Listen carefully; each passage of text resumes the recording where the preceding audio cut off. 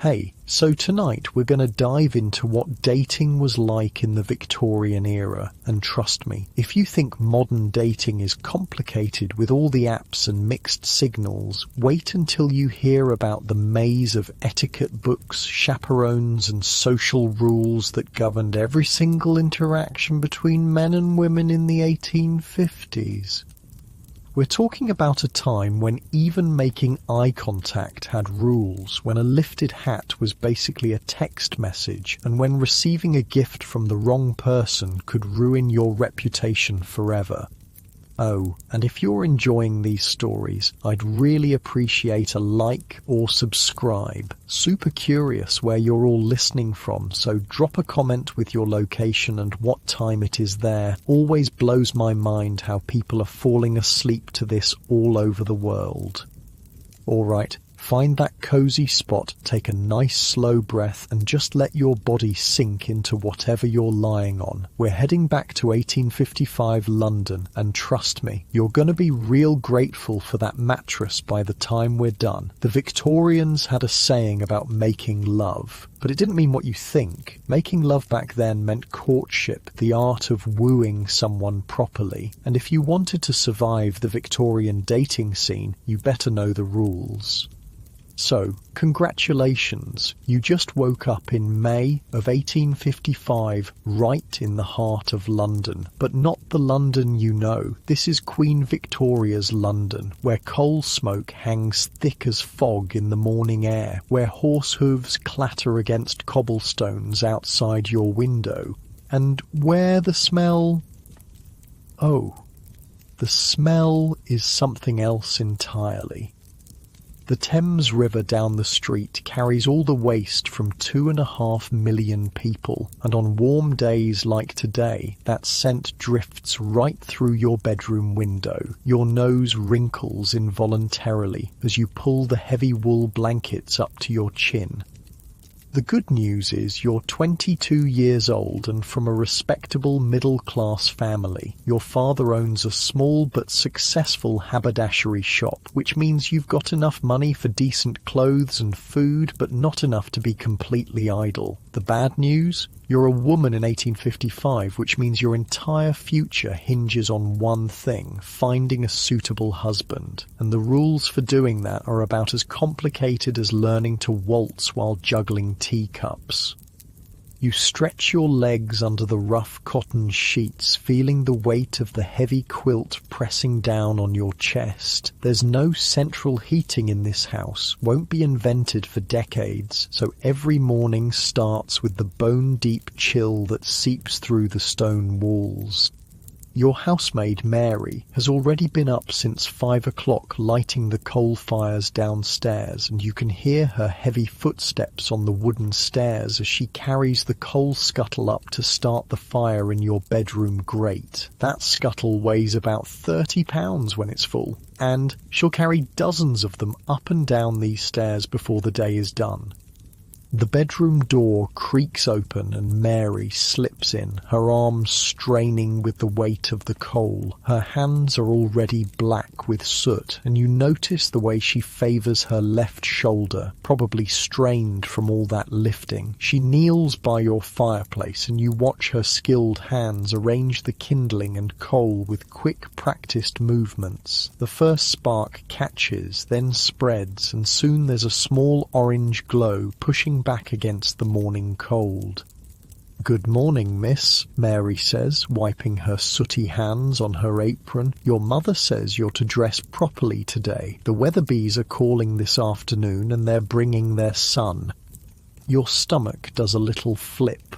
The Weatherbees. You've heard about their son, Thomas, 26 years old, recently returned from India, where he worked as a clerk for the East India Company. Your mother has been hinting about this visit for weeks, and you know exactly what it means. This isn't just a social call. This is an inspection. You sit up in bed, feeling the cool air hit your shoulders through your cotton nightgown. The fire is already making the room warmer, but it'll be another hour before the chill really leaves. You watch Mary move around the room, laying out your clothes for the day. Not just any clothes, your best day dress, the one made of dark blue wool with tiny mother-of-pearl buttons that took your mother 3 months to save up for. "Mary," you say, your voice still rough with sleep, "what do you know about the Weatherby son?" She glances toward the door, then leans closer. "Well, miss, I heard tell from their housemaid that he's got all his teeth, which is more than can be said for most gentlemen his age, and she says he doesn't drink overmuch, though he does have a fondness for cigars."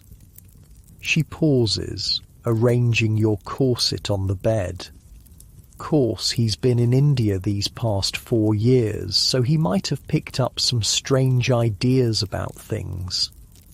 The corset. You look at it with resignation. Every morning Mary will lace you into this contraption of whale bones and cotton that squeezes your ribs until you can barely breathe properly. It's designed to give you that perfect hourglass silhouette that's fashionable right now, but it also means you'll spend the entire day feeling like someone's got their hands wrapped around your waist, squeezing gently but persistently.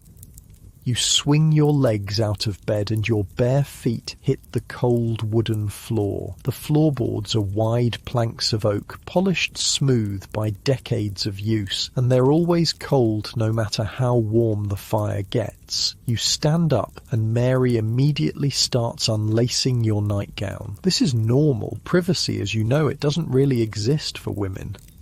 Mary has seen you naked thousands of times, and she'll continue to dress and undress you until you marry, at which point your husband's valet or your own lady's maid will take over.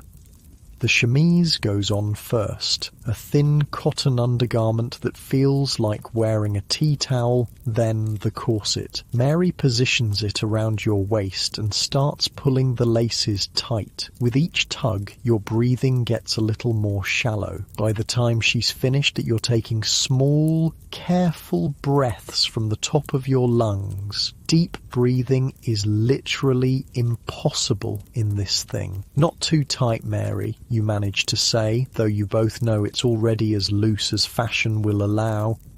"Course not, miss. Your mother specifically said you should be able to speak clearly when the gentleman calls." Next come the layers. First, a bustle pad that ties around your waist, essentially a small pillow that pushes your skirt out behind you in the fashionable bell shape. Then petticoats. 3 of them, each one adding bulk and weight. By the time Mary drops your dress over your head, you're wearing about 15 pounds of fabric, and that's before we even get to the shoes. The shoes are kid leather, soft and buttery to the touch, but completely flat. Heels won't become fashionable for another few decades. They button up the side with tiny pearl buttons that Mary fastens with a special hook. Your feet, encased in cotton stockings, feel secure, but not particularly comfortable. These shoes weren't made for walking long distances. They were made for sitting in parlours and taking short, graceful steps. While Mary pins your hair into the elaborate style that's currently fashionable, parted severely in the middle, then swept back into a low chignon with carefully arranged curls framing your face, you think about what this afternoon might bring. The Weatherby visit is essentially a job interview, except the job is wife, and the interview involves sitting in your family's front parlour making polite conversation while both sets of parents watch every word, every gesture, every expression. If Thomas Weatherby finds you suitable, he might ask your father for permission to call on you. If your father agrees, then begins the formal courtship process, which could last anywhere from a few weeks to several months. During this time, you'll never be alone with him. Every conversation will happen under the watchful eye of a chaperone, usually your mother or your maiden aunt Caroline, who lives with your family and has strong opinions about everything. Mary finishes with your hair and steps back to examine her work. You look at yourself in the small hand mirror on your dressing table. The face staring back at you is pale, Fashionably so, since tanned skin means you work outdoors like a servant. Your lips are their natural colour, since makeup is considered improper for unmarried ladies. Your eyebrows are your own, dark and well-shaped. The overall effect is meant to suggest innocence, modesty, and good breeding. "You look lovely, miss," Mary says, and you can tell she means it. "Now, shall I bring up your breakfast?" Breakfast arrives on a tray, porridge with a small amount of cream, toast with butter, and tea that's strong enough to strip paint. The porridge is filling but bland. The toast is actually quite good. The bread was baked fresh this morning by the cook, and the tea is exactly what you need to wake up fully. You eat carefully, mindful of your tight corset and the fact that any spill will show on your dark dress. After breakfast, your mother appears in your doorway. At 45, she's still an attractive woman, though the years of childbearing and constant worry about money have etched fine lines around her eyes. She's wearing her second-best dress, dark brown wool with black trim, and her hair is arranged in a style similar to yours, but more severe. "Good morning, dear," she says, stepping into your room and closing the door behind her. "We need to have a little talk before this afternoon." You set down your teacup and give her your full attention. These little talks usually contain important information. "Now you know why the Weatherbees are coming," she begins, settling herself on the edge of your bed. "Thomas needs a wife and you need a husband. It's a practical arrangement, but that doesn't mean it can't be a pleasant one if you both conduct yourselves properly." She pauses, smoothing her skirt. "I've been corresponding with Mrs. Weatherby, and she's told me some things about her son that you should know. He's well educated, he has prospects for advancement in his company, and he's saved a considerable amount of money during his time in India. He's also, according to his mother, eager to settle down and start a family." You nod, though your stomach is doing nervous little flips. Starting a family, that's a polite way of referring to the physical aspects of marriage that no one ever discusses directly, but that hover over every courtship like a shadow. "Now, there are some rules you absolutely must follow this afternoon," your mother continues. "First, you must not accept any gifts from him, no matter how small. A gentleman should not be giving gifts to a lady he's not engaged to, and accepting them suggests that you're encouraging his attentions inappropriately."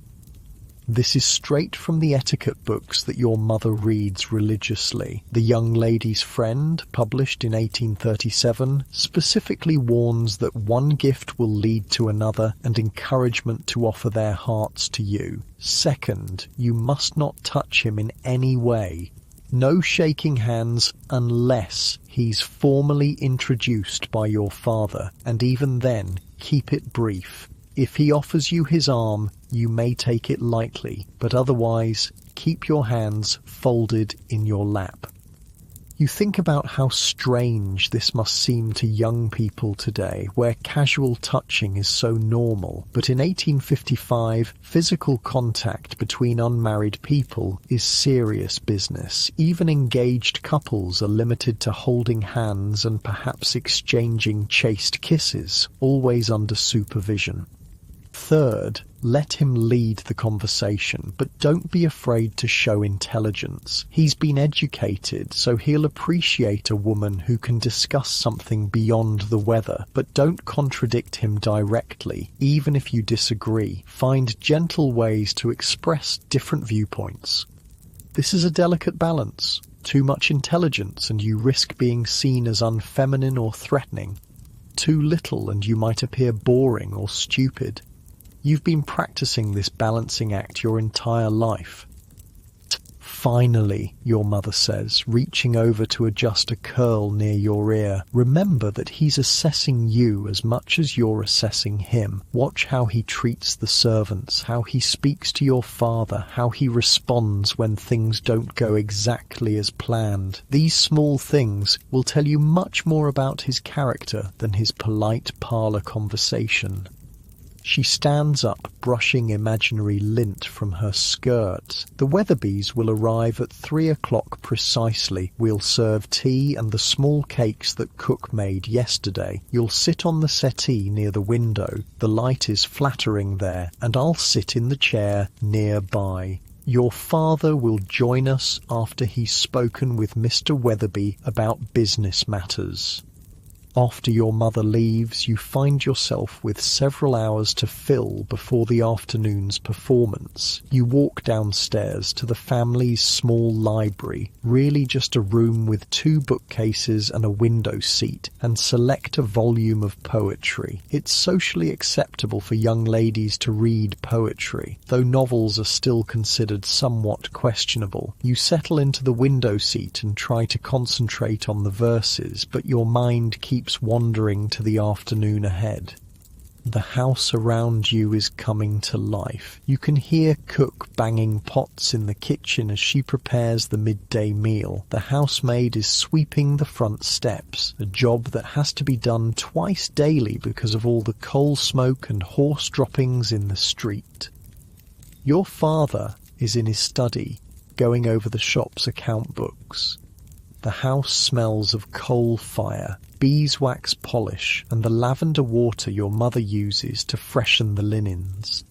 Through the window you watch the street outside. A milk cart rolls by, the driver calling out his wares in a voice that carries clearly through the glass. 2 ladies walk past, their skirts swaying with each step, their arms linked as they chat. They're both wearing the same style of dress as you. Dark colours, full skirts, tight bodices, but you can tell from the quality of their fabric that they come from wealthier families.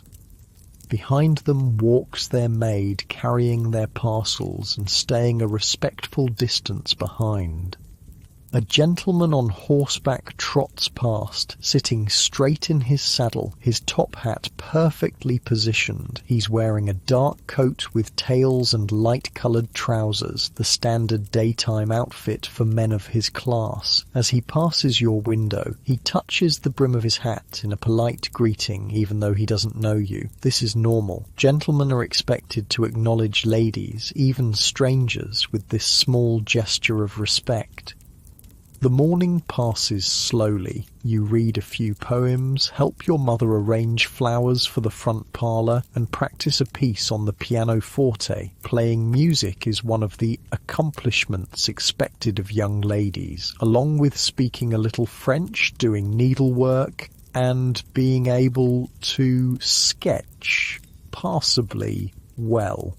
You're not expected to be brilliant at any of these things, just competent enough to demonstrate that you've had a proper education.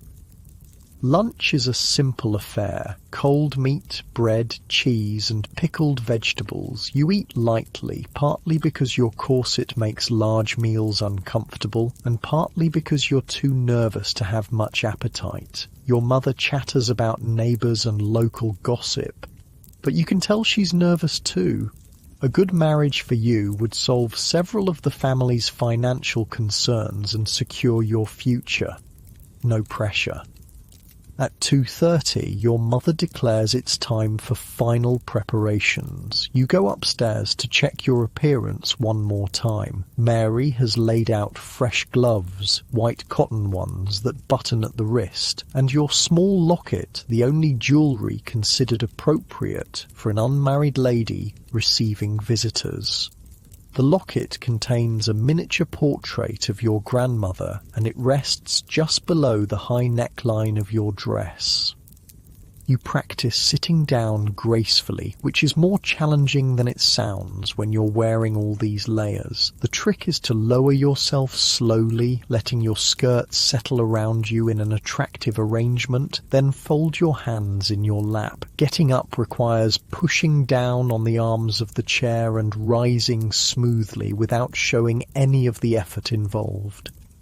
At 10 minutes before 3, you're stationed in the front parlour, sitting on the settee as instructed. Your mother sits nearby in her chair, needlework in her lap to give her hands something to do. Your father stands by the fireplace, checking his pocket watch every few minutes.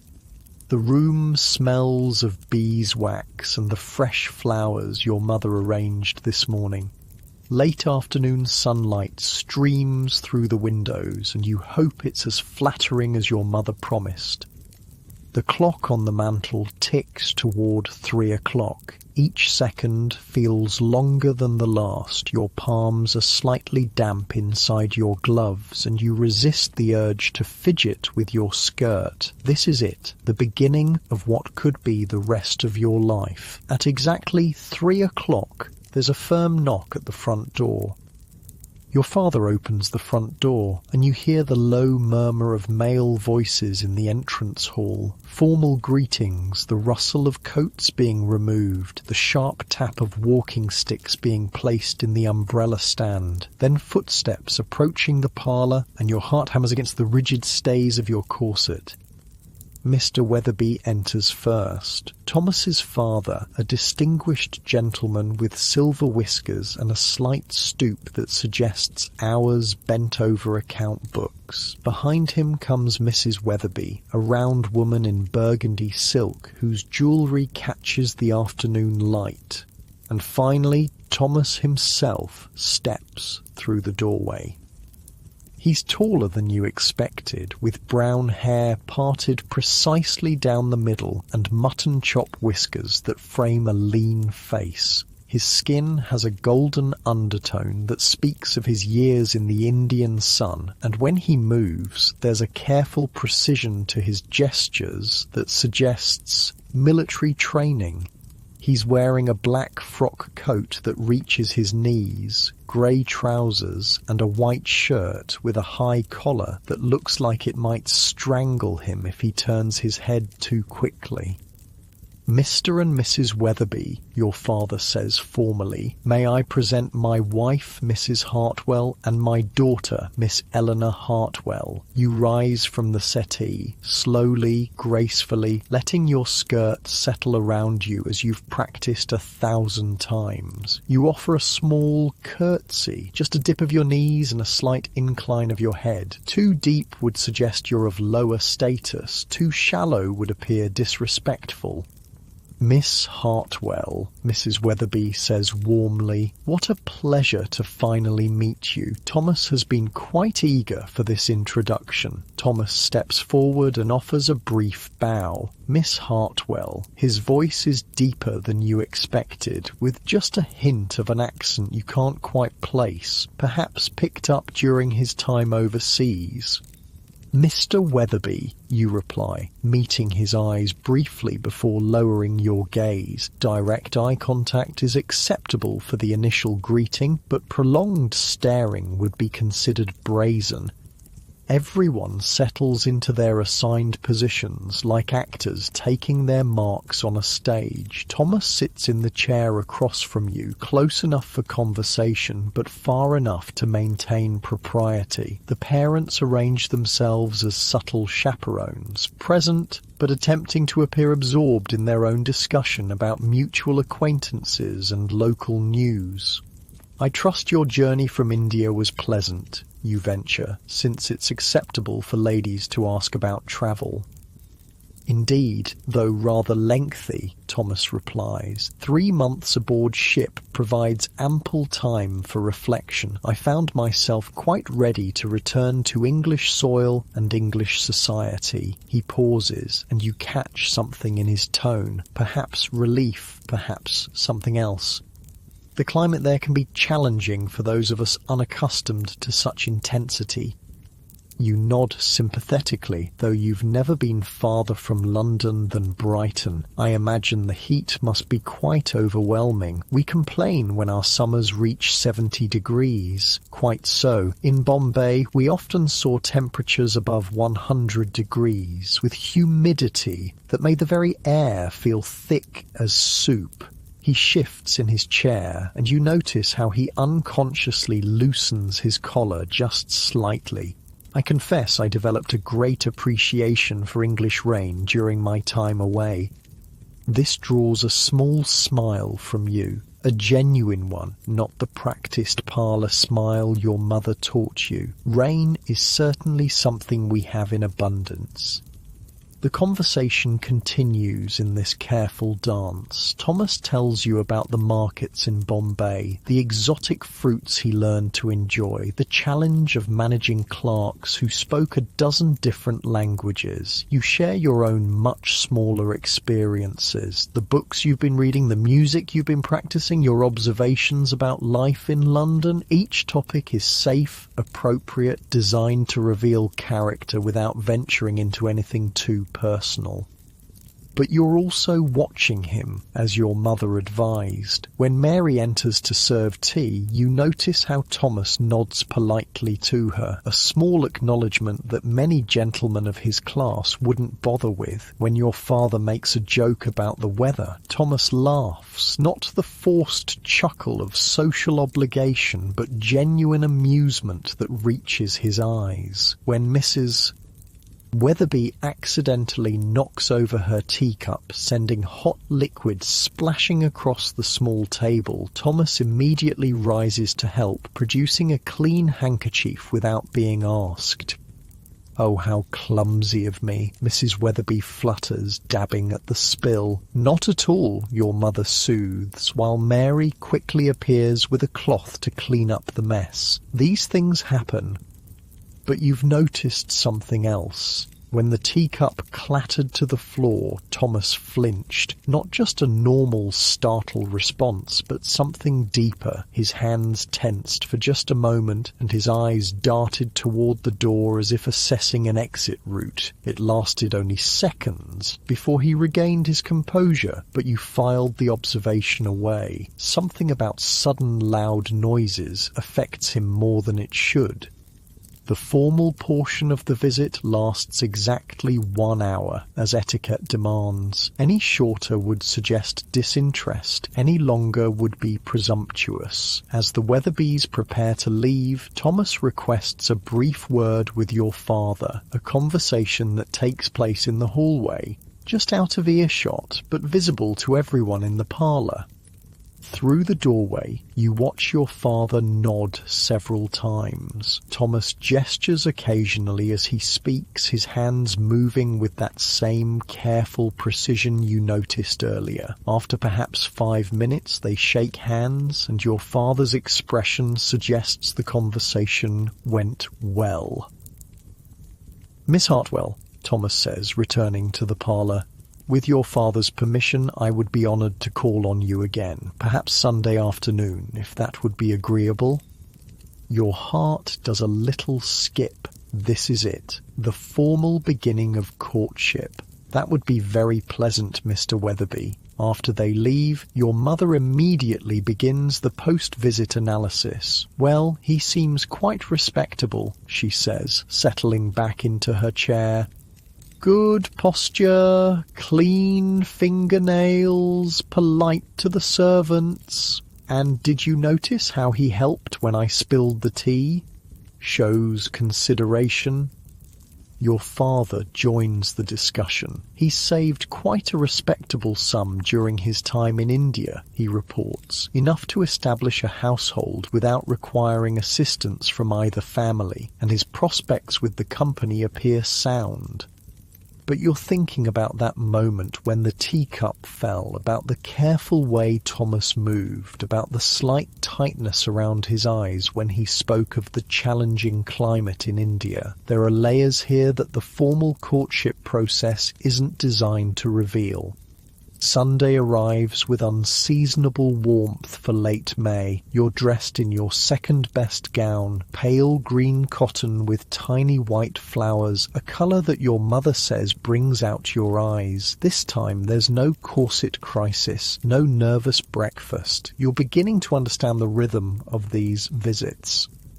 Thomas arrives precisely at 2 o'clock carrying a small bouquet of flowers, acceptable because flowers are temporary and modest, unlike jewellery or books which might suggest too serious an intent. He's dressed more casually today in a brown coat and lighter trousers, and he seems more relaxed. "Miss Hartwell," he says, offering the flowers with a slight bow. "I noticed these growing in my mother's garden and thought you might enjoy them. They're sweet peas, delicate purple and white blossoms that smell like springtime and innocence. As you take them, your gloved fingers brush his for just an instant, and you feel a small electric shock that has nothing to do with static from your wool dress. They're lovely, you say, burying your face in the fragrant petals to hide the flush you feel rising in your cheeks. Sweet peas are my favourites." "I hoped they might be," he says, and there's something in his tone that suggests this choice wasn't as casual as he made it seem. This visit feels different from the first. With the initial formalities out of the way, the conversation flows more naturally. Thomas tells you about his childhood, growing up as the youngest of 4 sons, always trying to prove himself worthy of attention. You share stories about your education, the small school you attended where you learned French and drawing and enough mathematics to manage household accounts. "I confess," Thomas says during a lull in the conversation, "I find London quite overwhelming after 4 years in smaller communities. The noise, the crowds, the pace of everything. Sometimes I wonder if I've forgotten how to be properly English." There's a vulnerability in this admission that surprises you. Gentlemen aren't supposed to express uncertainty or weakness, yet here he is, acknowledging that the transition home hasn't been as smooth as expected. "Perhaps," you say carefully, "it's not about being properly English, but about finding your own way of being English. 4 years is a long time. You've had experiences that most of us can't imagine." He looks at you with something approaching surprise, as if he hadn't expected such understanding. "You're very perceptive, Miss Hartwell." Over the following weeks, Sunday visits become routine. Thomas calls every Sunday at 2 o'clock, staying for exactly the prescribed hour. Sometimes you sit in the parlour, sometimes you walk in the small garden behind your house, always with your mother or Aunt Caroline within sight.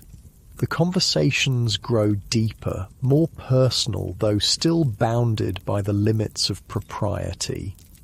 You learn that Thomas has nightmares sometimes. He mentions this obliquely when explaining why he often looks tired on Monday mornings. You discover that he writes poetry, though he's too embarrassed to share any with you. He tells you about the strange foods he learned to enjoy in India, the festivals he witnessed, the complexity of managing business relationships across cultural divides.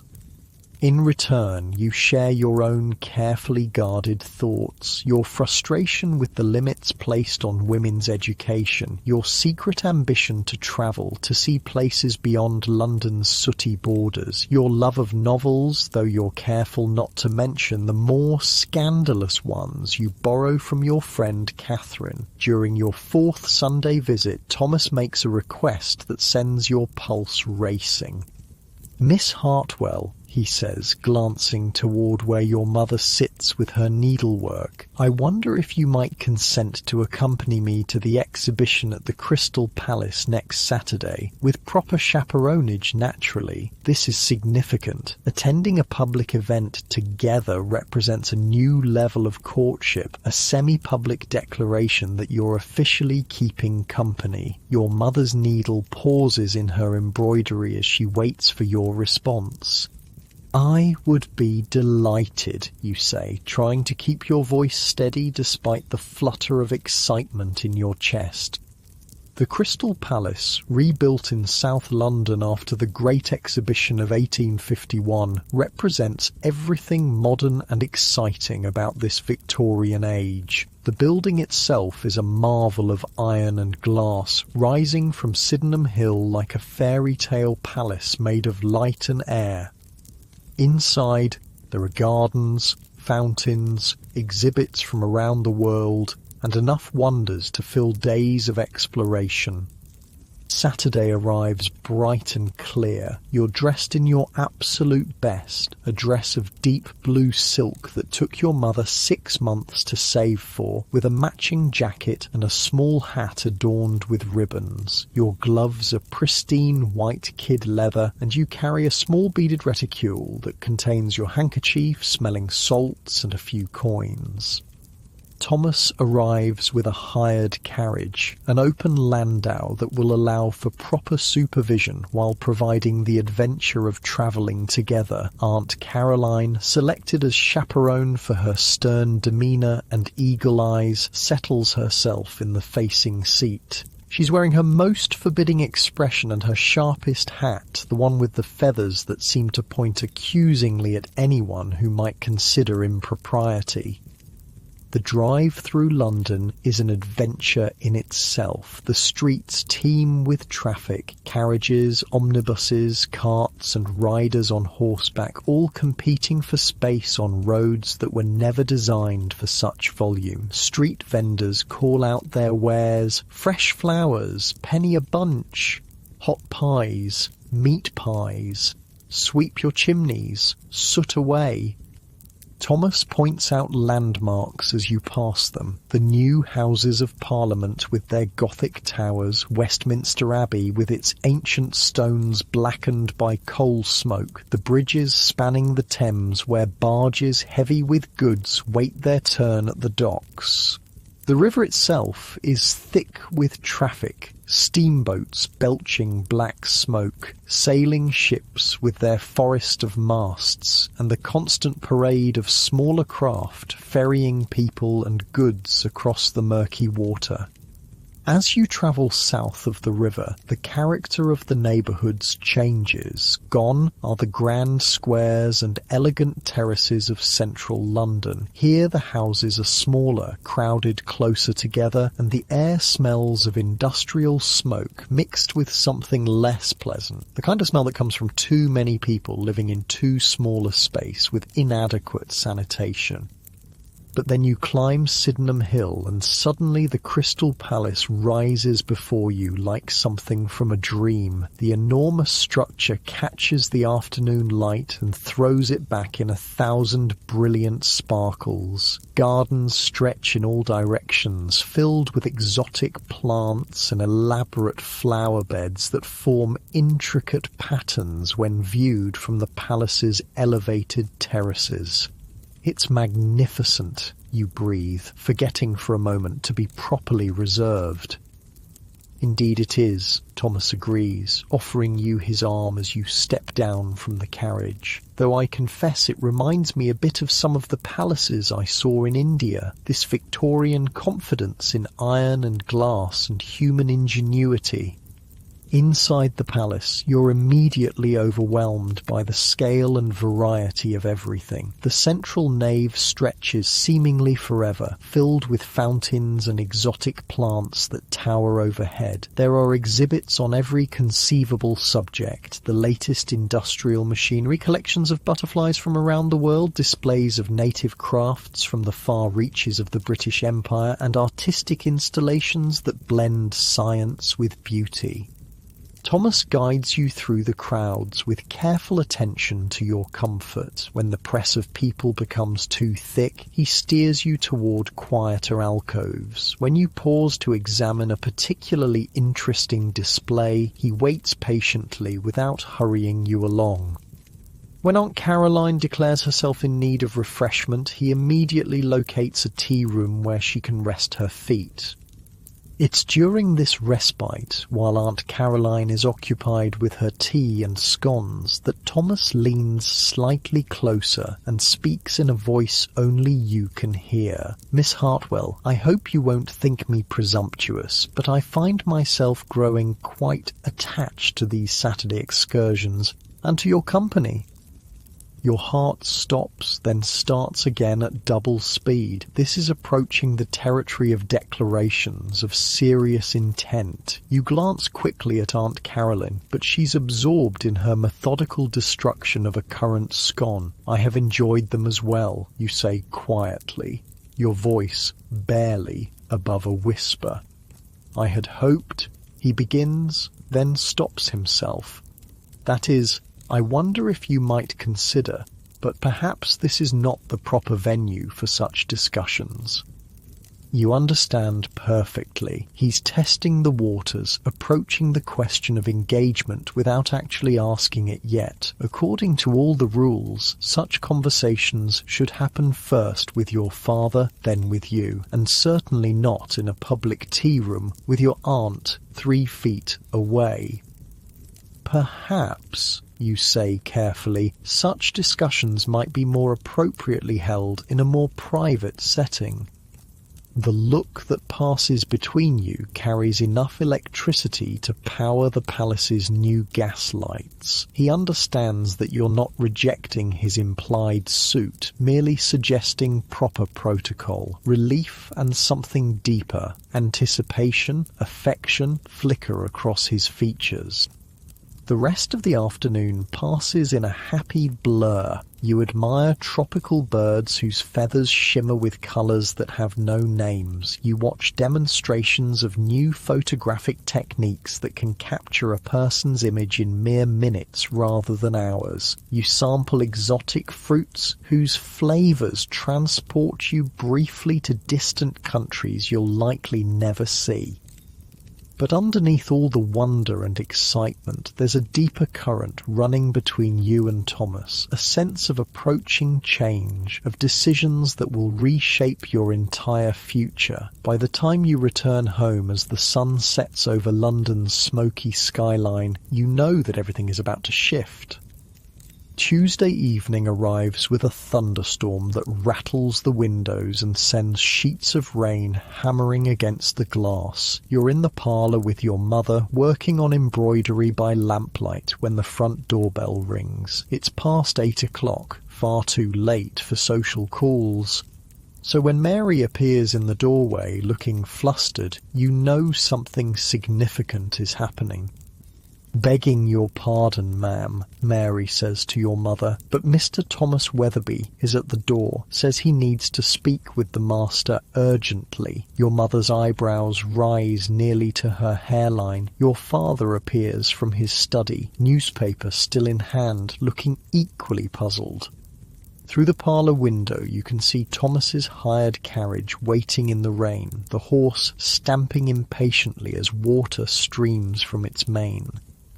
"Show him into the study," your father says after a moment's consideration. "Eleanor, you and your mother remain here." But of course you strain to hear every sound from across the hall. The murmur of male voices, serious and low, your father's occasional "indeed," and Thomas's longer responses that you can't quite make out. The conversation lasts nearly 20 minutes, an eternity when you're sitting with your embroidery hoop forgotten in your lap, your heart beating fast enough to make the cameo brooch on your collar tremble. Finally, footsteps approach the parlour. Your father enters alone, but his expression gives everything away before he speaks. "Eleanor," he says, and there's satisfaction in his voice mixed with something that might be relief. "Mr. Weatherby has asked for permission to pay his addresses to you. I have given my consent." The embroidery hoop slides from your nerveless fingers and hits the floor with a soft thud. This is it. Thomas wants to marry you. After 6 weeks of careful courtship, he's ready to make it official. He wishes to speak with you tomorrow afternoon, your father continues. "I told him to call at 2 o'clock. Your mother will be present, naturally, but he'll be permitted to make his proposal directly to you. Your mother lets out a little squeak of excitement that she immediately tries to suppress. "Oh, Eleanor, we must decide what you'll wear, and we should have cook prepare something special, and perhaps we should move the good china from the cabinet to—" "Mother," you interrupt gently, though your own excitement is making your hands shake slightly. "Perhaps we should see what he has to say first."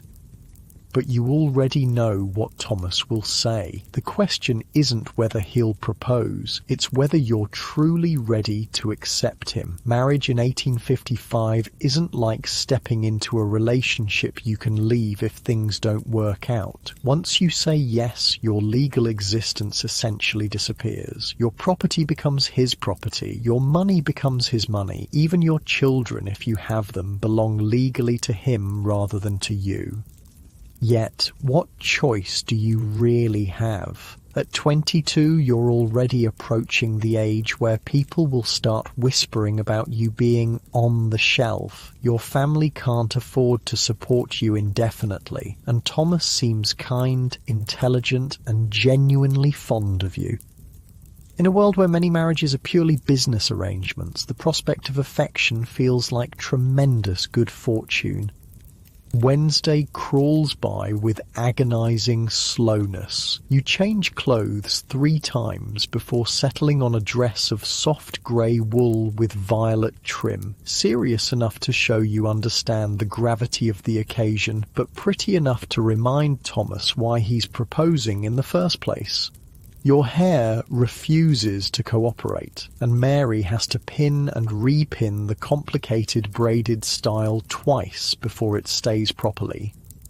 At precisely 2 o'clock, Thomas arrives carrying a small velvet box that makes your stomach perform acrobatics. He's wearing his best black coat and a fresh white shirt with a collar so stiff it looks like it might cut his throat if he turns his head wrong. His hands are shaking just slightly as he removes his gloves. "Miss Hartwell," he says formally, though his eyes are warm. "Mrs. Hartwell." He nods to your mother, who has positioned herself in the corner chair with her needlework, close enough to supervise, but far enough to provide the illusion of privacy. You sit on the edge of the settee, your back straight, your hands folded in your lap. Thomas takes the chair across from you, the same arrangement as those first visits, but now everything feels different, electric, final. "Miss Hartwell," Thomas begins, then stops and takes a deep breath. "Eleanor, if I may, I have spoken with your father, and with your permission, I would like to speak directly to your heart. This is the moment when everything changes." You nod, not trusting your voice. "These past weeks of knowing you have been among the happiest of my life," he continues, his voice gaining confidence. "Your intelligence, your kindness, your strength of character, all of these qualities have made me realize that I cannot imagine my future without you in it." He slides from his chair to one knee beside the settee, the velvet box now openly displayed in his hands. "Eleanor Hartwell, would you do me the tremendous honor of becoming my wife?" The ring inside the box is modest but beautiful, a small diamond surrounded by tiny pearls set in yellow gold. It's not flashy or ostentatious, but it's clearly been chosen with care and represents a significant expense for a man in Thomas's position. "Yes," you whisper, then find your voice. "Yes, Thomas, I would be honored to accept." His relief is so obvious that you almost laugh. He takes your left hand in his, the first time you've touched without gloves, and slides the ring onto your 4th finger. His hands are warm and slightly rough, probably from his years overseas, and the touch sends a little shiver up your arm. "There," he says softly. "Now it's official." From her corner, your mother makes a small sound that might be a suppressed sob of happiness. When you look over, she's dabbing at her eyes with her handkerchief while trying to appear absorbed in her embroidery. The rest of the visit passes in a blur of practical discussions. The engagement will be announced in next Sunday's paper. The wedding will take place in 6 months, giving you time to prepare a trousseau and Thomas time to secure appropriate housing. He's found a small house in Kensington, 3 bedrooms, a proper kitchen and a tiny garden that will be available to rent come autumn. I know it's not grand, Thomas says, his voice slightly apologetic, but it's respectable and it's near enough to my office that I can walk to work in good weather. It sounds perfect, you assure him, and you mean it. The idea of having your own household, your own space to arrange as you please, feels like the most luxurious thing imaginable.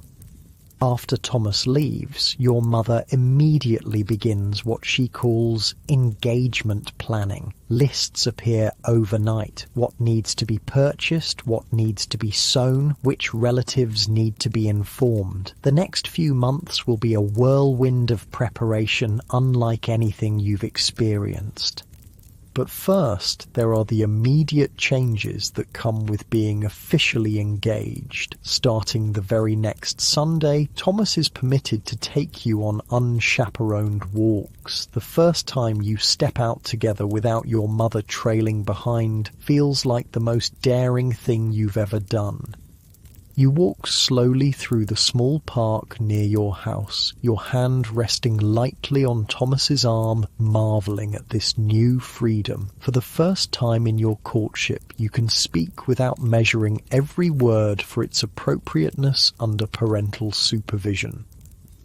I confess, Thomas says, as you pause beside a fountain where children are sailing toy boats. I've been terrified for weeks that you might refuse me. Were you really? You ask, surprised. But surely you could tell that I enjoyed your visits. Enjoyed them, yes, but enjoyment and willingness to marry are quite different things. He adjusts his grip on his walking stick. I know I'm not the most exciting prospect. No title, no great fortune, and I come with some complications from my time abroad. You think about those moments when loud noises made him flinch, about the careful way he sometimes held himself as if expecting pain. Everyone has complications, Thomas. The important thing is whether 2 people can face them together. He stops walking and looks at you with an expression you can't quite read. You're very wise for someone so young. I'm not that young, you protest. 22 is quite grown up. Of course it is, he says quickly. I didn't mean to suggest, that is, I sometimes feel much older than my 26 years. India has a way of aging a person. Over the following weeks, these unchaperoned walks become precious to both of you. Away from the formal constraints of parlour visits, Thomas begins to reveal more of himself. He tells you about the fever that nearly killed him during his 2nd year in Bombay, about the colleague who cheated him out of a promotion, about the overwhelming relief he felt when the ship carrying him home finally cleared the harbour. You share your own secrets in return. Your fear that you're not naturally maternal enough to be a good mother, your frustration with the limitations placed on women's education, your secret dream of learning to paint with real skill, not just the watercolour dabbling considered appropriate for ladies.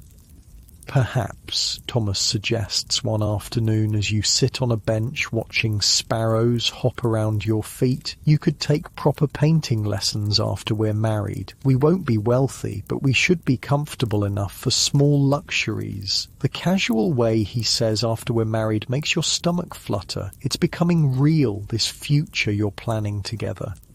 Along with the walks come other new privileges. Thomas is now permitted to visit you in the front parlour without formal supervision, though he's still required to leave before nightfall. During these visits, you're allowed to hold hands, a simple intimacy that feels revolutionary after months of careful distance. The first time Thomas takes your hand in yours, you're sitting on the settee looking through a book of engravings he's brought to show you scenes from India. His fingers intertwine with yours, warm and slightly calloused, and you're amazed by how natural it feels. "Is this proper?" you ask, though you make no move to pull away. "Perfectly proper for an engaged couple," he assures you. "Though I admit it feels rather scandalous after all those weeks of keeping my hands to myself."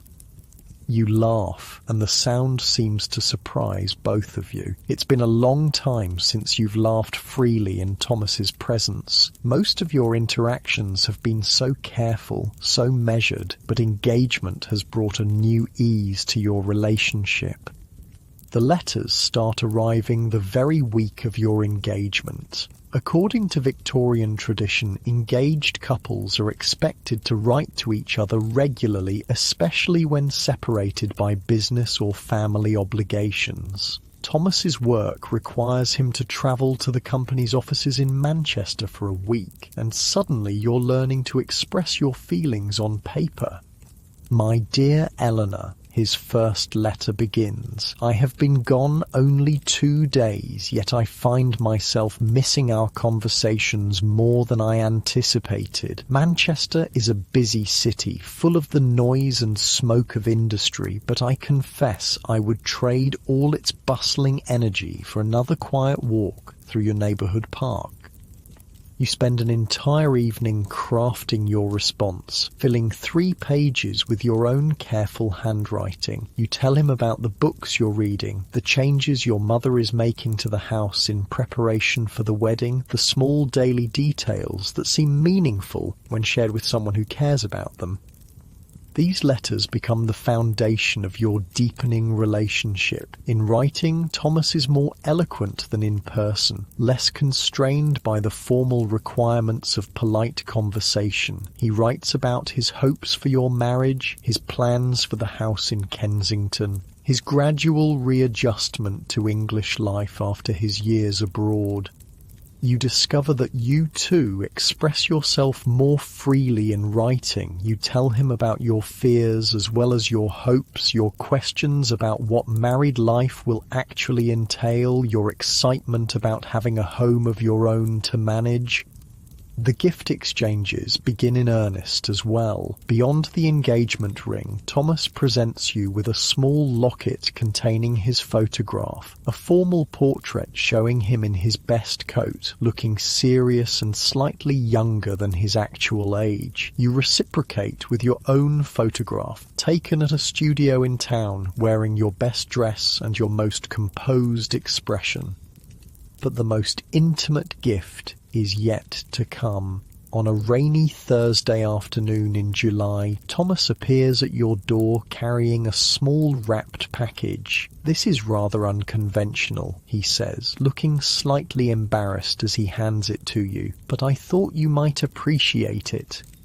Inside the package is a leather-bound journal, its pages blank and waiting. But what makes it special is the inscription on the first page, written in Thomas's careful script. For Eleanor to record all the thoughts too precious for ordinary conversation. You run your fingers over the smooth leather cover, touched by the thoughtfulness of the gift. "It's beautiful, Thomas. Thank you." "I have one just like it," he admits. "I thought perhaps we might both keep journals during our engagement, not to share necessarily, but to help us think through all the changes ahead." That night, alone in your bedroom, you make the first entry in your new journal. You write about the strange mixture of excitement and terror that comes with approaching marriage, about your growing affection for Thomas, about the overwhelming nature of all the decisions that need to be made. The summer passes in a blur of preparation and anticipation. Your mother drags you to endless fittings for your wedding dress and the new clothes that will form your married wardrobe. The dress itself is a confection of white silk and Brussels lace that cost more than your father's shop earns in 2 months, but it's considered essential for maintaining the family's social standing. You spend afternoons learning household management skills that your education had only touched on. Cook teaches you to plan meals and manage food budgets. Mary shows you the proper care of fine linens and the best methods for removing different types of stains. Your mother drills you on the social obligations you'll face as a married woman, which neighbours to call on, how to manage servants, the proper way to host a dinner party. But perhaps the most important education comes from the married women in your family and social circle. Your Aunt Margaret, who has been married for 15 years, takes you aside for a series of conversations that no one else seems willing to have. Marriage, she tells you bluntly, is not like the novels make it seem. There will be wonderful moments, certainly, but there will also be difficult ones. Your husband will have moods you don't understand. You'll have days when you wonder what you've gotten yourself into. The important thing is to remember that building a life together takes time and patience. She pauses, studying your face.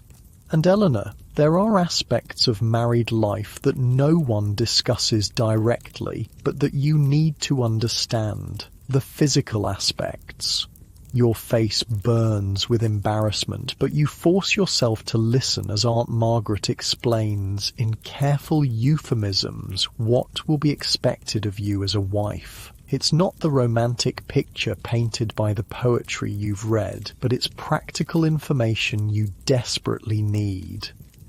As summer turns to autumn, your wedding date approaches with alarming speed. The house in Kensington has been secured, and Thomas takes you to see it on a crisp September afternoon. It's smaller than your family home, but bright and cheerful, with large windows that let in plenty of light and a garden just big enough for a small vegetable patch. The kitchen is modern, Thomas points out, opening cabinets to show off the built-in storage. And there's a proper range for cooking, not just an open hearth. You run your hands over the wooden countertops, imagining yourself preparing meals here, managing your own household. It's thrilling and terrifying in equal measure. It's perfect, you tell him, and mean it. This will be your domain, your responsibility, your home. 2 weeks before the wedding, Thomas makes an unusual request. He asks if you would consider cutting a lock of your hair for him to keep, a token that will be with him always. It's a common custom among engaged couples, but still feels incredibly intimate. You sit in front of your dressing table mirror while Mary carefully cuts a small section of hair from behind your ear, where it won't be missed. The dark strands feel silky and alive in your palm as you wrap them in tissue paper. For Thomas, you tell Mary as you seal the packet, a piece of me to carry with him. In return, Thomas presents you with a lock of his own hair, already carefully preserved in a small silver locket. Something of mine to keep close to your heart, he says simply. The week before your wedding arrives with a flurry of final preparations. Relatives descend upon your house like a friendly invasion. The wedding dress hangs in your wardrobe like a beautiful ghost of your future self. Your trousseau, the collection of clothes, linens, and household items you'll bring to your marriage, fills 2 large trunks that sit at the foot of your bed. Thomas calls every day now, sometimes twice, to check on arrangements and simply to see you. The formal distance of early courtship has given way to genuine affection and comfortable companionship. You find yourself looking forward to married life not just as an inevitable step, but as an adventure you want to share with this particular man. On the Thursday before your Saturday wedding, Thomas takes your hands in the parlour and looks at you seriously. Eleanor, he says. I want you to know that whatever challenges we face as husband and wife, I will always strive to be worthy of the trust you're placing in me. And I will strive to be worthy of yours, you reply, meaning every word. Outside, London bustles with its usual energy, carriages clattering past, vendors calling their wares, the constant hum of a city that never quite stops moving. But in this moment, in your family's parlour with your hand in Thomas's, the future feels both certain and full of wonderful possibilities. Saturday morning arrives grey and drizzling, the kind of London weather that makes everything look like a watercolour painting left out in the rain. You wake before dawn in your childhood bedroom for the last time, listening to the familiar sounds of the house stirring to life around you. Cook is already banging pots in the kitchen 3 floors below, and you can hear your father's heavy footsteps as he paces the library, probably rehearsing the speech he'll give at the wedding breakfast. Your wedding dress hangs on the wardrobe door like a luminous ghost, the white silk and lace catching what little light filters through the rain-streaked windows. In a few hours you'll put it on and become Mrs. Thomas Weatherby, trading your identity as Eleanor Hartwell for an entirely new existence. Mary appears with your breakfast tray, but the usual porridge has been replaced with delicate toast points and weak tea, your mother's concession to the likelihood that your nervous stomach won't tolerate anything heavier. Your hands shake slightly as you lift the teacup, and you notice Mary watching you with something between excitement and sympathy. "Nervous, miss?" she asks softly as she begins laying out your undergarments. Terrified, you admit, then immediately feel guilty for the confession. Young ladies are supposed to approach marriage with joy and anticipation, not gut-churning fear, but Mary just nods knowingly. "That's natural, miss. My sister said the same thing on her wedding morning. Said she felt like she was about to jump off a cliff without knowing what was at the bottom." The comparison doesn't exactly reassure you, but there's something comforting about knowing that other women have felt this same mixture of excitement and panic. Your mother bustles in shortly after breakfast, already dressed in her best gown of deep purple silk, a colour that shows her status as mother of the bride, while remaining appropriately subdued. Behind her comes Aunt Caroline, your cousin Margaret, and Mrs. Patterson from next door, all armed with pins and ribbons and strong opinions about how your hair should be arranged. The process of getting dressed takes nearly 3 hours. First the chemise, thin cotton that feels like nothing against your skin. Then the corset, laced tighter than usual to give you the perfect silhouette for your wedding gown. Today, Mary pulls the laces until you can barely draw a full breath, but you don't protest. On your wedding day, discomfort is expected in service of beauty.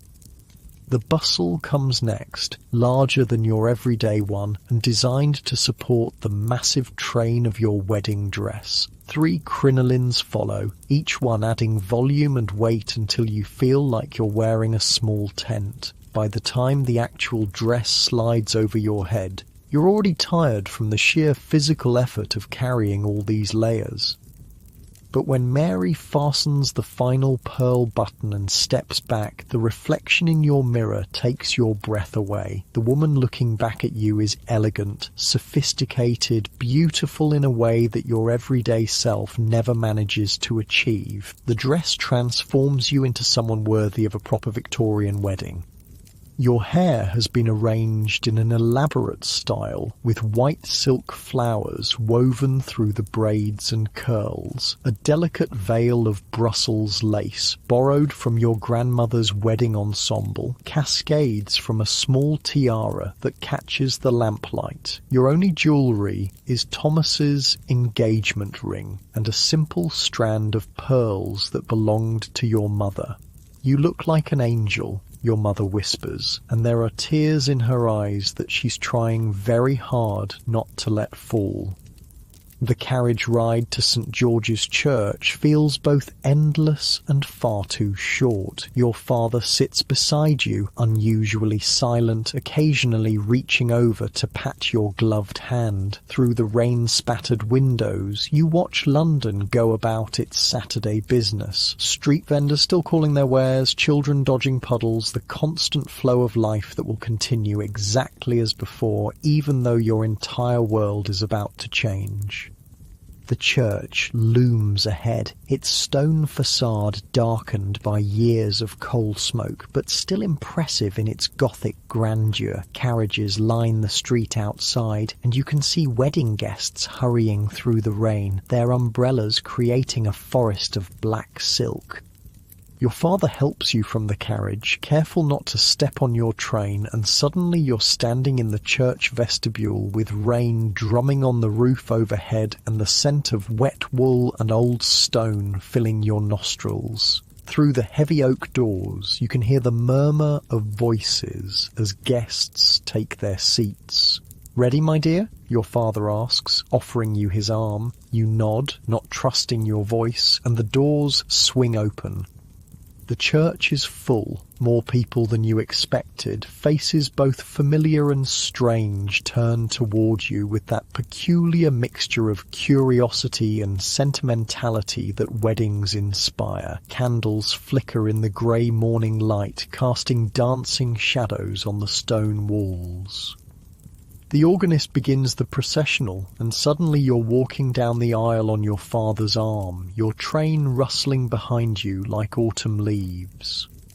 But all you can see is Thomas standing at the altar in his best black coat with his hands clasped behind his back. When your eyes meet his, he smiles. Not the formal social smile you've grown accustomed to, but something warmer and more personal. Something that says this isn't a performance or a social obligation, but the beginning of something real between the two of you. The ceremony itself passes in a blur of ancient words and ritual responses. You hear yourself promising to love, honour and obey, to cleave unto Thomas, forsaking all others, to accept him as your wedded husband until death parts you. The weight of these vows settles around your shoulders like a heavy cloak, but when Thomas slips his mother's gold wedding band onto your finger, his hands are steady and warm. "I now pronounce you man and wife," the rector declares, and suddenly it's official. You are married. You belong to Thomas now, legally and socially and in every way that matters to Victorian society. The kiss Thomas gives you is brief and chaste, appropriate for a church full of witnesses, but you feel the promise of more intimate moments in the gentle pressure of his lips against yours. When you turn to face the congregation as Mr. and Mrs. Weatherby, the world looks slightly different than it did an hour ago. The wedding breakfast takes place at your family home, which has been transformed for the occasion. The dining room table groans under the weight of an elaborate feast. Roasted fowl, ham glazed with honey, fresh bread still warm from the oven, jellies and custards, and a three-tiered cake decorated with sugar flowers that look almost real enough to smell. But you can barely eat between the tight corset and the nervous energy that hasn't left you since morning. You sip champagne, a rare luxury that makes your head feel light and floaty, and smile until your cheeks ache as guests offer congratulations and advice. Uncle William, slightly red-faced from his own encounters with the champagne, insists on giving an impromptu speech about the sanctity of marriage and the duties of wives. Aunt Margaret regales you with stories about the early days of her own marriage, most of which involve domestic disasters and misunderstandings that seem hilarious in retrospect, but probably weren't at the time. Thomas stays close to your side throughout the reception, occasionally touching your hand or murmuring reassurances when the social obligations become overwhelming. You notice how he deflects the more intrusive questions about your wedding trip and future plans, protecting your privacy even in the midst of celebration. As the afternoon wears on and the guests begin to drift away, the reality of what comes next starts to settle in. Tonight, you'll sleep in your new home as Thomas's wife. The physical intimacies that Aunt Margaret alluded to in her careful conversations will become reality. The abstract concept of marriage will transform into daily domestic life with this man you've known for only a few months. By 5 o'clock, the last of the guests have departed, leaving behind a house that looks like a party battlefield. Empty glasses, crumpled napkins, chairs pushed askew. Your mother is already directing the servants in cleaning up, but her eyes keep drifting to you with a mixture of pride and something that might be worry. "Time to change into your travelling dress," she says gently, and suddenly your throat feels tight with unshed tears. The travelling dress is practical dark green wool with a matching jacket designed for the carriage ride to your new home and the beginning of your new life. As Mary unlaces your wedding gown for the last time, you feel like you're shedding one identity and stepping into another. Your father loads your trunks into Thomas's hired carriage while your mother fuses over final details. Do you have your gloves, your reticule, the small bag of personal items you'll need for tonight? Each question feels loaded with meaning you're not quite ready to examine. The goodbyes are harder than you expected. Your parents stand on the front steps, your mother crying openly now, your father attempting stoic dignity but not quite succeeding. This house has been your entire world for 22 years, and now you're leaving it forever. "Write to us soon," your mother calls as the carriage pulls away. "And remember what I told you about being a good wife." Thomas takes your hand as the familiar streets of your childhood disappear behind you. "Are you all right?" he asks softly. "I think so," you say, though you're not entirely sure. "It's just, everything is different now." "Yes," he agrees, "but different can be good, can't it?" The house in Kensington looks smaller than you remembered, but welcoming in the early evening light. Smoke rises from the chimney, suggesting that Mrs. Davies, the housekeeper Thomas hired, has been preparing for your arrival. The front garden is tidy with late-blooming roses that smell sweet despite the earlier rain. Thomas helps you from the carriage, and you notice how carefully he guides you up the front steps, as if you might break. The front door opens before you reach it, revealing Mrs. Davies, a comfortable-looking woman in her 50s with greying hair and kind eyes. "Welcome home, Mrs. Weatherby," she says, and the title sounds strange in your ears. You are Mrs. Weatherby now. Eleanor Hartwell no longer exists. The house has been prepared for your arrival with obvious care. Fresh flowers in the front parlour, a fire burning cheerfully in the grate, the scent of something delicious coming from the kitchen. Mrs. Davies leads you through rooms that are now yours to arrange and manage, explaining the household routine she's established and asking about your preferences for meals and daily schedules. Your bedroom, yours and Thomas's now, overlooks the small back garden. The bed is larger than the one in your childhood room, with a white coverlet that looks crisp and inviting. Your trunks have already been delivered and sit waiting to be unpacked, full of the trousseau items you've spent months accumulating. Thomas hovers in the doorway, suddenly seeming as nervous as you feel. "I'll leave you to..." That is, Mrs. Davies has prepared dinner for 7 o'clock, if that suits you. After he leaves, you sink into the small chair by the window and finally allow yourself to feel the full weight of the day. You are married. You are in your own home. Tonight, you will share that bed with a man who was essentially a stranger 6 months ago. Mrs. Davies appears with a tea tray and the offer to help you unpack, but you find yourself craving a few minutes of solitude to process everything that's happened. She seems to understand, bustling away with promises to call you when dinner is ready.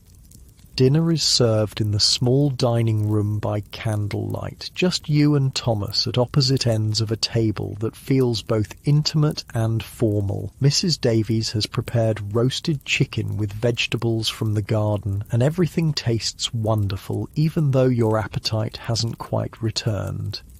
Thomas tells you about the arrangements he's made for your first week of marriage. No visitors, no social obligations, just time for the two of you to adjust to living together. He's taken leave from his office, an unusual step that shows how seriously he's taking this transition. "I thought we might spend tomorrow arranging the books in the library," he suggests over the custard dessert. "And perhaps you'd like to see the kitchen properly to discuss meal planning with Mrs. Davies." These mundane domestic details feel both overwhelming and reassuring. This is what marriage actually is, not the romance of novels or the drama of wedding ceremonies, but the daily business of sharing a life with another person. After dinner, you sit together in the parlour, Thomas reading aloud from the evening paper while you attempt to focus on your embroidery, but the domestic tranquility feels fragile, underpinned by your awareness of what's expected to happen when you retire for the night. At 9 o'clock, Mrs. Davies appears to bank the fires and secure the house for the evening. She bids you both good night with a meaningful look that makes your cheeks burn, and suddenly you're alone with your husband in your new home. "Eleanor," Thomas says softly, setting aside his paper, "I want you to know that I understand this is all very new for you. We needn't... there's no pressure for anything to happen quickly."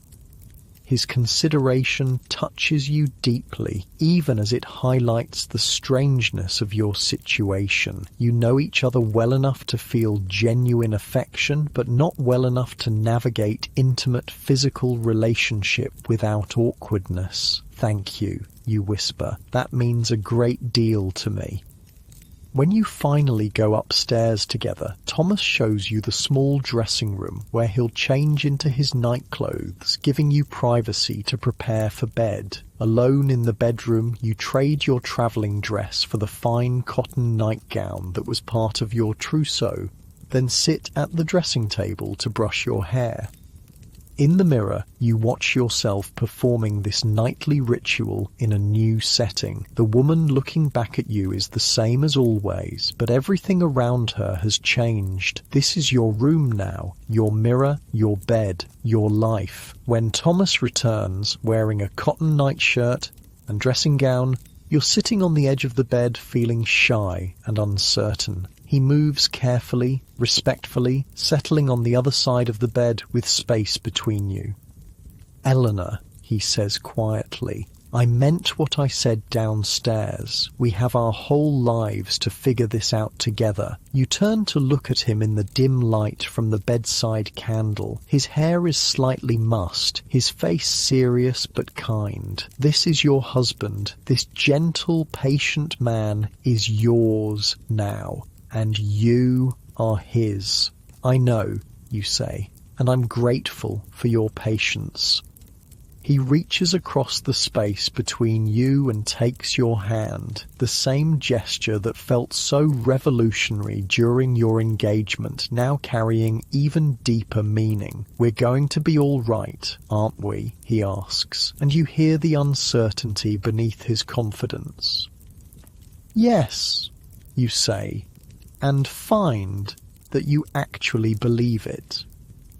"We're going to be all right." The first days of marriage pass in a blur of domestic adjustment and small discoveries. You learn that Thomas likes his coffee strong and black, that he hums unconsciously while shaving, that he sometimes talks in his sleep, usually numbers and dates from his work accounts.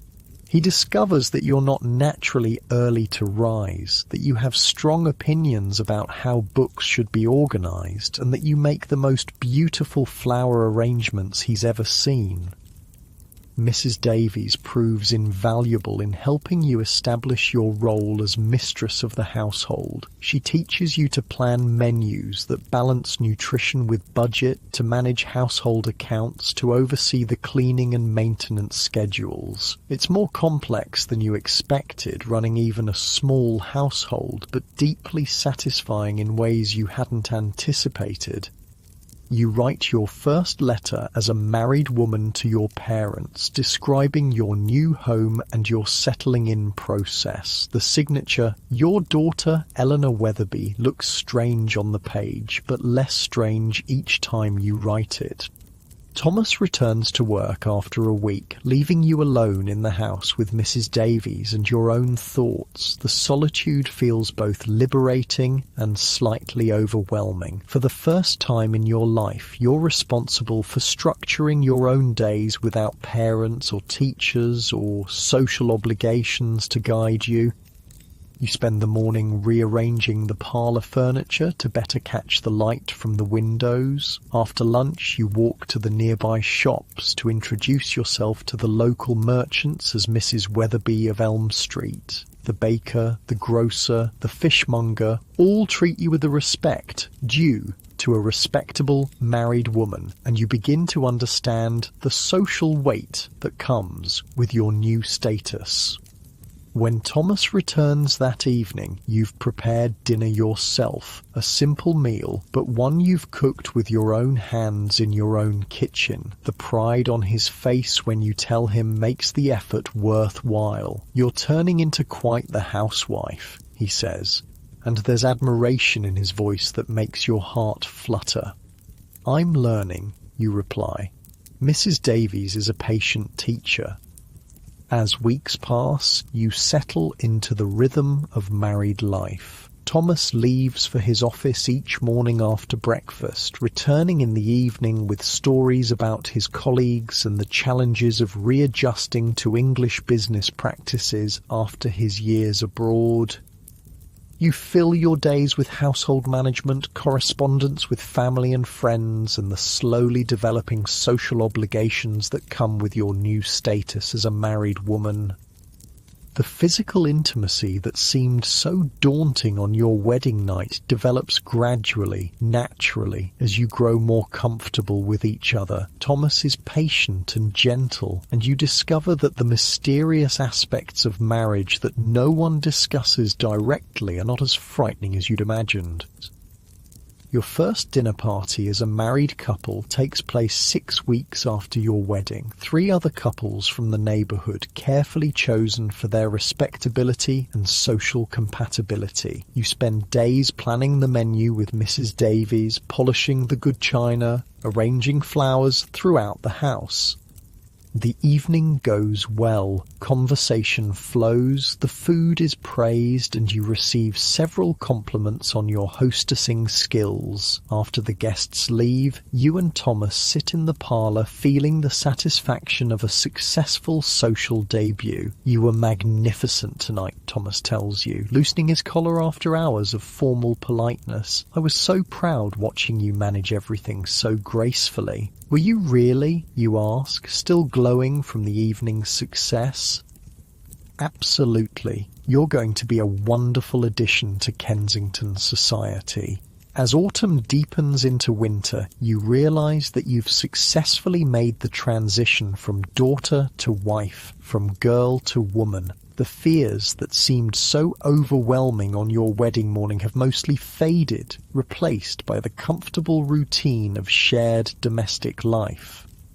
You still miss your family home sometimes, still feel occasionally overwhelmed by the responsibilities of running your own household, but you've also discovered joys you hadn't anticipated, the satisfaction of creating a home that reflects your own tastes, the pleasure of having time to pursue interests like painting and music without parental oversight, the deepening affection between you and Thomas as you navigate daily life together.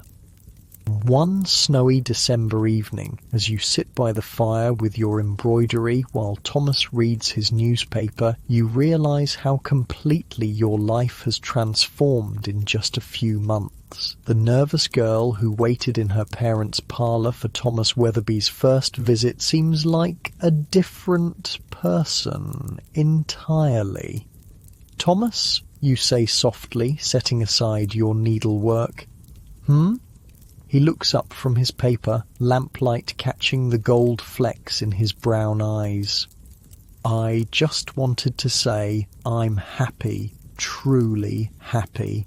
His smile spreads slowly across his face, transforming his serious expression into something warm and boyish. "So am I, my dear, so am I." Outside, London sleeps under its blanket of snow, but inside your small house in Kensington, you've built something precious together, a life that's entirely your own.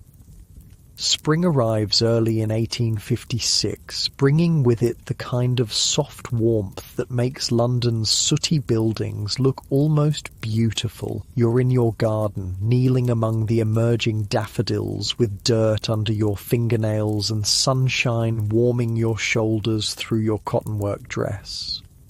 This is a freedom you never had as an unmarried woman, the simple pleasure of getting your hands dirty in your own soil. Thomas finds you there when he returns from work, looking delighted rather than scandalized by your dishevelled appearance. "You look like you've been wrestling with the earth and winning," he says, settling beside you on the small wooden bench he built last month. "The roses needed pruning, and Mrs. Davies mentioned that the vegetable patch could use attention," you explain, wiping your hands on the old apron you've started wearing for garden work. "I discovered I rather enjoy it." This is one of the unexpected joys of married life, the freedom to develop interests that might have been considered unsuitable for an unmarried lady. Your painting has improved dramatically now that you can hire a proper teacher rather than relying on the superficial instruction deemed appropriate for young ladies. You've started reading novels that would have been forbidden in your parents' house, discussing them with Thomas over dinner like intellectual equals. "I have news," Thomas says, settling back against the bench with the satisfied expression of a man bringing home good tidings. "Peterson is retiring at the end of the year, and I'm being considered for his position. It would mean a substantial increase in salary." Your heart skips with excitement. Peterson's position would make Thomas a senior clerk with real responsibility and prospects for further advancement. More importantly, it would provide the financial security to start thinking about expanding your little household. "Thomas, that's wonderful. Do you think you'll get it?" The manager seemed encouraging, he says, trying to contain his optimism but not quite succeeding. He mentioned that my experience in India gives me advantages over the other candidates. Over dinner that evening, you discuss what Peterson's position might mean for your future. A larger house, perhaps, with room for the children you both want. The ability to hire additional help for Mrs. Davies. Maybe even a small carriage of your own, instead of relying on hired vehicles for longer journeys.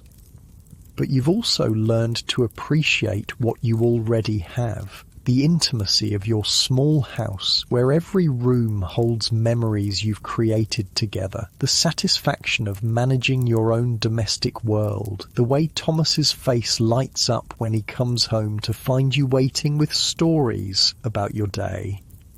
Your first wedding anniversary approaches in the autumn, and you find yourself marvelling at how completely your life has transformed. The nervous bride who could barely breathe in her wedding corset has evolved into a confident woman who runs her household with skill, maintains her own social connections, and has learned to navigate the physical and emotional complexities of marriage with growing ease. The anniversary celebration is quietly perfect. Dinner at home with your best china and flowers from your own garden, followed by an evening at the theatre to see a comedy that leaves you both laughing until your sides ache. Afterward, walking home through the gaslit streets with your hand tucked securely in Thomas's arm, you realise that somewhere along the way, love has grown from the careful affection of your engagement into something deeper and more sustaining. "Do you ever think about how we met?" you ask as you pause under a street lamp to admire the golden light it casts on the autumn leaves. "Often," Thomas admits. "I remember thinking you looked terrified that first afternoon. I was worried you might faint." "I was terrified," you laugh. "I'd never spoken to a man I wasn't related to without my mother hovering 3 feet away. And there you were, asking about my reading and actually listening to the answers. You were the first woman I'd met who spoke to me like I was a person rather than a potential husband," he says, his voice growing more serious. "Most of the other young ladies I was introduced to seemed more interested in my prospects than in me." This honesty is another gift of marriage, the ability to speak frankly about feelings and experiences that social convention would never have allowed during courtship. You've learned that Thomas sometimes still wakes from nightmares about his time in India, that he occasionally struggles with melancholy during London's grey winter months. He's discovered that you have a quick temper when truly provoked, that you can be stubbornly independent about household decisions, and that you sometimes cry over novels even when you know the characters aren't real. These imperfections, rather than diminishing your affection, have somehow deepened it. Love, you've learned, isn't the dramatic passion of romance novels, but the steady comfort of being truly known by another person. Winter brings unexpected challenges when Thomas falls ill with a fever that keeps him bedridden for nearly 2 weeks. For the first time, you experience the fear that comes with genuine partnership, the terrifying realization that your happiness depends on another person's well-being. You nurse him yourself despite Mrs. Davies's offers to take over the more unpleasant aspects of sick care. You sit beside his bed reading aloud when he's awake, checking his temperature throughout the night, preparing the special broths and tisanes that the doctor recommends. When the fever finally breaks and Thomas's eyes focus clearly on your face for the first time in days, you understand something fundamental about the vows you spoke in that flower-filled church. "Hello, wife," he whispers, his voice still hoarse but unmistakably himself again. "Hello, husband," you reply, and the relief in your voice surprises you both.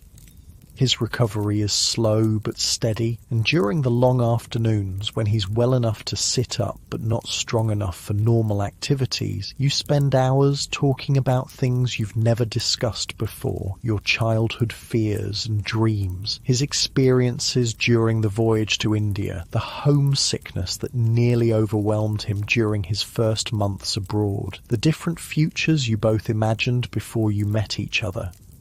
"I used to think I might remain unmarried," you confess one grey February afternoon as you sit beside his chair, mending one of his shirts. "Become one of those independent women who travel and write books and scandal the neighbours."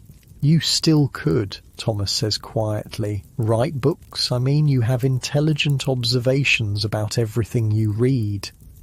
The suggestion startles you. Writing books is something respectable women simply don't do, except for moral instruction or children's stories, but the idea plants itself in your mind like a seed waiting for the right conditions to grow. When spring returns, it brings Thomas's promotion and the salary increase that comes with it. You celebrate by taking a week's holiday in Brighton, your first trip together since your wedding. The seaside town is fashionable with couples your age, and you enjoy the novelty of being tourists together, exploring the pier and the shops, walking along the beach where the ocean stretches endlessly toward France. It's during this holiday that you realise you're probably expecting your first child. The signs are still subtle, a slight queasiness in the mornings, unusual fatigue, a sensitivity to certain smells that you've never experienced before. You decide to wait until you're certain before telling Thomas, but the possibility adds a golden edge to everything you see and do. Back in London, Dr. Matthews confirms your suspicions with the kind of gentle congratulations that doctors reserve for respectable married women. You're approximately 2 months along, he estimates, which means the baby will arrive sometime in early winter. That evening you break the news to Thomas over dinner, watching his face transform from confusion to understanding to joy so pure it makes your throat tight with emotion. "A baby?" he says, as if testing the words. "Our baby?" "Our baby," you confirm, and suddenly you're both crying and laughing at the same time. The pregnancy changes everything and nothing simultaneously. Your daily routines continue much as before, but now every decision is made with consideration for the child growing inside you. Mrs. Davies begins preparing the small room next to your bedroom as a nursery. Thomas becomes almost comically protective, insisting on carrying anything heavier than a teacup and worrying whenever you're out of his sight for more than an hour. Your mother visits more frequently now, full of advice about managing pregnancy and preparing for motherhood. Some of it is helpful, some of it consists of old wives' tales that Mrs. Davies quietly contradicts, but you appreciate the connection to the generations of women who've navigated this mysterious transformation before you. The physical changes are gradual at first, then increasingly obvious as summer progresses. Your dresses require careful alteration to accommodate your expanding waist. You develop strange cravings for foods you've never particularly enjoyed and sudden aversions to smells that never bothered you before. The exhaustion of early pregnancy gives way to a period of remarkable energy, followed by the increasing unwieldiness of your final months. Thomas adapts to each stage with patient consideration. When you can no longer bend over to tend your garden, he takes over the weeding and watering. When walking becomes uncomfortable, he suggests quiet evenings at home rather than social visits. When you become too large to comfortably share your usual chair in the parlour, he immediately purchases a wider one designed specifically for your changing needs. "You're being ridiculously considerate," you tell him one October evening as he helps you settle into your new chair with cushions arranged just so. "I'm being appropriately considerate," he corrects. "You're creating a human being. That seems to merit some extra attention." The baby arrives on a snowy December morning, 3 days after your second wedding anniversary. The labour is long and difficult, but when Dr. Matthews finally places your daughter in your arms, the pain becomes irrelevant. She's perfectly formed and remarkably alert, with Thomas's brown eyes and what promises to be your stubborn chin. "She's beautiful," Thomas whispers, settling carefully beside you on the bed to get his first close look at his daughter. "She looks just like you." "She looks like herself," you say, marvelling at the tiny fingers that grip yours with surprising strength. "Hello, little one. We've been waiting for you." You name her Charlotte, after the author whose novels you've grown to love despite their scandalous reputation. Charlotte Weatherby, a name that sounds both proper and slightly adventurous, which seems fitting for a daughter who arrived during a blizzard with obvious opinions about the timing. The first months of motherhood are exhausting in ways you never anticipated. Charlotte proves to be a demanding baby who sleeps fitfully and nurses frequently. Mrs. Davies hires her niece Sarah to help with the additional laundry and cleaning, but much of the responsibility falls to you. Thomas helps as much as Victorian convention allows, taking over the night feedings when possible and entertaining Charlotte while you rest during the afternoons. I had no idea babies were such tyrants, you confess to Thomas one morning after a particularly difficult night. She has very strong opinions for someone who can't even hold her head up properly. She's definitely your daughter, he replies with a grin that suggests this is a compliment rather than criticism. As Charlotte grows from demanding newborn to alert infant to curious toddler, your household settles into new rhythms. Thomas's career continues to advance. Peterson's position has led to additional responsibilities and the promise of further promotion. You've started writing in earnest, beginning with articles for women's magazines about household management and child rearing, then gradually moving toward more ambitious projects. Your second child, James, arrives when Charlotte is 2 years old, followed 18 months later by little Mary. The house in Kensington, once perfectly adequate for 2 people, becomes delightfully chaotic with 3 small children and the additional staff needed to manage them. By your 5th wedding anniversary, you've become pillars of your small community. Thomas serves on the church vestry and the local school board. You organise charitable events for poor mothers and children, drawing on your own experience to advocate for practical assistance rather than moral lectures. Your dinner parties are known for their lively conversation and excellent food, and young couples often seek your advice about the early challenges of marriage. One evening in late spring, as you're putting Charlotte to bed while Thomas reads to the younger children in the nursery next door, she asks a question that takes you by surprise. "Mama, how did you know Papa was the right person to marry?" You pause in your brushing of her dark curls, considering how to explain the complex process of Victorian courtship to a 5-year-old. "Well, darling, we spent time getting to know each other very carefully. We talked about important things and discovered that we enjoyed each other's company. But how did you know he would be a good papa?" This is more difficult to answer. The Thomas who courted you so formally was kind and considerate, but you had no way of knowing he would become the father who builds elaborate doll houses for his daughters and teaches his son to identify every type of tree in the park. "I suppose I didn't know for certain," you admit. "But I knew he was gentle and honest and that he cared about other people's feelings. Those seemed like qualities that would make someone a good father as well as a good husband."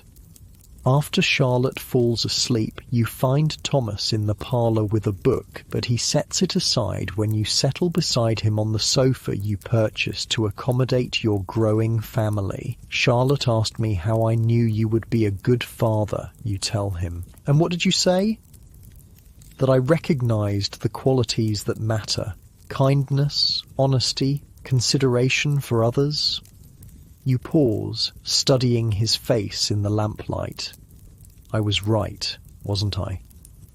"I hope so," he says quietly. "I certainly try to be." As your children grow and your marriage deepens, you often think about the elaborate social machinery that brought you and Thomas together. The etiquette books with their rigid rules, the chaperones who supervised every interaction, the formal dances of courtship that seem almost quaint in retrospect.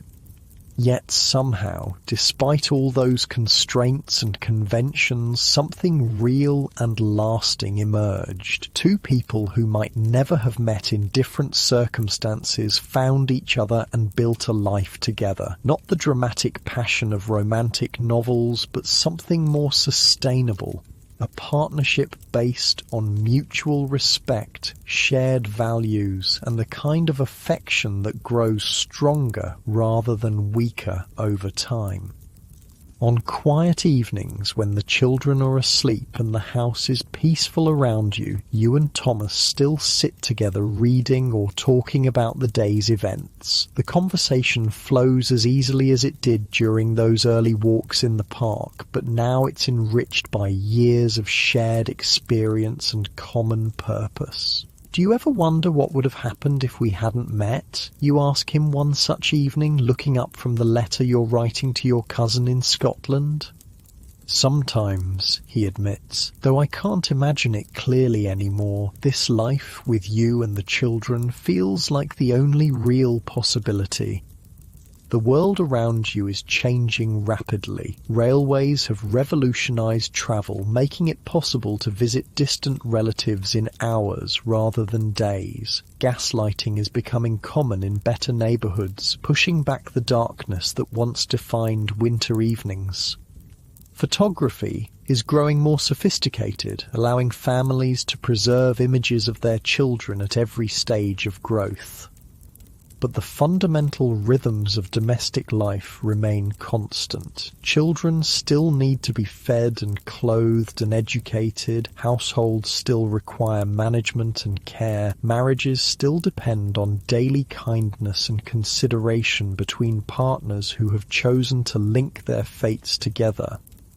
Looking back on your journey from nervous young woman to confident wife and mother, you're struck by how the elaborate social structures of Victorian courtship, for all their rigidity and artificiality, served an important purpose. They provided a framework within which two relative strangers could evaluate each other's character and compatibility before making a commitment that would shape the rest of their lives. The constraints that once seemed so oppressive, the constant supervision, the formal rules of interaction, the careful progression from acquaintance to engagement, created a space for gradual discovery. You and Thomas learned to know each other's minds before you shared physical intimacy, to appreciate each other's characters before you committed to a shared future. Modern young people, you suspect, might find such restrictions impossible to tolerate, but there was something to be said for the patience those conventions enforced, the careful building of relationship on a foundation of mutual respect and understanding. As you blow out the lamp and prepare to join Thomas upstairs, you feel a deep gratitude for the peculiar social machinery that brought you together. Without those etiquette books and chaperones, without the formal structure of calling hours and supervised walks, you might never have discovered that the serious young man from India and the nervous young woman from London could create something beautiful together. Your story began with a knock at the door on a spring afternoon in 1855, when two carefully dressed people sat in a flower-filled parlour and tried to determine whether they could build a life together. It continues now in a house full of children's laughter and the comfortable silence of a couple who have learned to be truly at home with each other. The Victorian era, with all its rigid propriety and elaborate social rules, created the framework within which love could grow slowly and surely, like roses carefully tended in a walled garden. And sometimes, just sometimes, that patient cultivation produced something rare and lasting, a partnership that could weather the storms of illness and change, the challenges of parenthood and responsibility, the simple daily work of caring for another person's happiness as carefully as your own. In the end, that's what dating was like in the Victorian era. Not the spontaneous passion of modern romance, but something more deliberate and perhaps more durable. A careful dance that allowed two people to discover whether they could trust each other with their futures, their dreams, and their deepest hopes for happiness. As you drift towards sleep in the bed you've shared for 7 years now, Thomas's breathing steady beside you and the house quiet around your sleeping children, you understand that you've been part of something larger than your individual story. You've participated in one of humanity's most enduring endeavours, the ancient dance of courtship and commitment, played out according to the particular rules of your time and place. The world will continue to change and future generations will find their own ways of discovering love and building families. But the fundamental human longing for connection, for partnership, for someone to share the joys and sorrows of life, that will remain constant no matter how dramatically the social conventions evolve. And maybe, just maybe, there was wisdom in taking time, in moving slowly, in building love on a foundation of friendship and respect rather than passion alone. Maybe the Victorians, for all their restrictions and formalities, understood something important about the patient work of creating lasting happiness with another human being. The last thing you remember before sleep claims you is Thomas's hand finding yours across the space between your pillows, a gesture that has become as natural as breathing after all these years of marriage. Tomorrow will bring its own challenges and pleasures, but tonight you rest in the security of knowing that you've chosen well, that the careful dance of Victorian courtship led you to exactly where you belong.